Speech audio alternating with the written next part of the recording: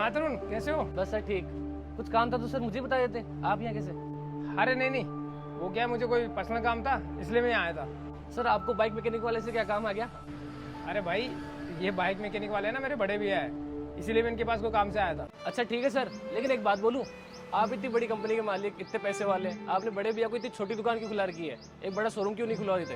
अरे भाई, मैंने जानबूझ के दुकान नहीं खोला रखी इनको, ये दुकान तो बहुत पहले से चला रहे हैं। और मैंने तो इनको कई बार बोला भी है कि इस दुकान को बंद करो, कुछ बड़ा खोल लो, लेकिन ये खुदगर्ज टाइप के और मेहनती टाइप के इंसान है। इनका मानना है कि जिस दुकान पे मैंने सालों मेहनत करी है ना, बस उसी काम को चलाओ, पसंद है यही चलाते हैं। मैंने तो कई बार बोल दिया इनको। अच्छा ठीक है सर, मैं चलता हूँ। अरे तो उसको सच क्यों नहीं बोल दिया, झूठ क्यों बोल रहा था उसको? सच बोल के मेरी बेइज्जती कराऊं, यही बाकी रह गया अब। अगर तुझे दूसरों के सामने इतनी बेइज्जती महसूस होती है तो क्यों नहीं देता तेरे भाई का साथ?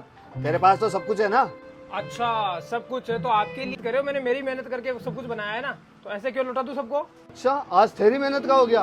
वो दिन याद कर जो मैंने मेहनत करके तुझे इस काबिल बनाया। तुमने मेहनत की है, पढ़ाई की है, तब काबिल बनाओ, वरना आप ही बन लेते मेहनत करके काबिल। तो क्यों ये बाइक मैकेनिक की दुकान खोल रखी है? अरे मैं तो बड़ा और काबिल इसलिए नहीं बन पाया क्योंकि मैंने तो मेरी पढ़ाई छोड़ दी थी, ताकि मैं तुझे पढ़ा लिखा के और बड़ा बना सकूं। क्योंकि अपने घर के हालात खराब थे। अगर मैं ये दुकान नहीं खोलता ना तो घर का खर्चा चल पाता और ना मैं तुझे पढ़ा पाता। और मुझे पता नहीं था कि मैं पूरी जिंदगी मेहनत करके तुझे इस काबिल बना दूंगा और तू मेरा ही साथ छोड़ देगा। अरे कोई किसी का साथ नहीं देता भैया, सब अपने स्वार्थ के लिए, लालच के लिए साथ देते हैं।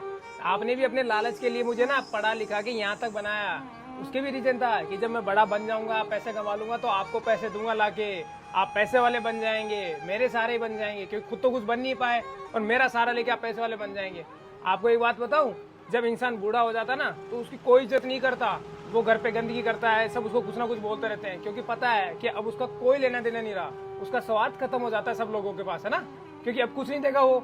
और जब बच्चा पैदा होता है ना तो पूरी जिंदगी उसकी सेवा करते हैं माँ बाप, सब उसकी कितनी भी गंदगी हो सब साफ करते हैं, सब उसको ध्यान रखते हैं। इसमें गलत भी तो क्या है? मैंने मेरी पूरी जिंदगी तुझे सक्सेस बनाने के अंदर लगा दी, तो इसमें मैंने कौन सा गलत कर दिया? अब तेरे से उम्मीद नहीं रखूंगा तो किससे रखूंगा?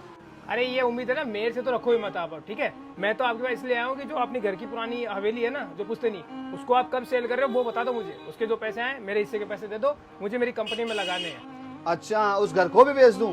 उस घर को बेच दूंगा तो फिर मैं और मेरे बच्चे कहाँ जाएंगे?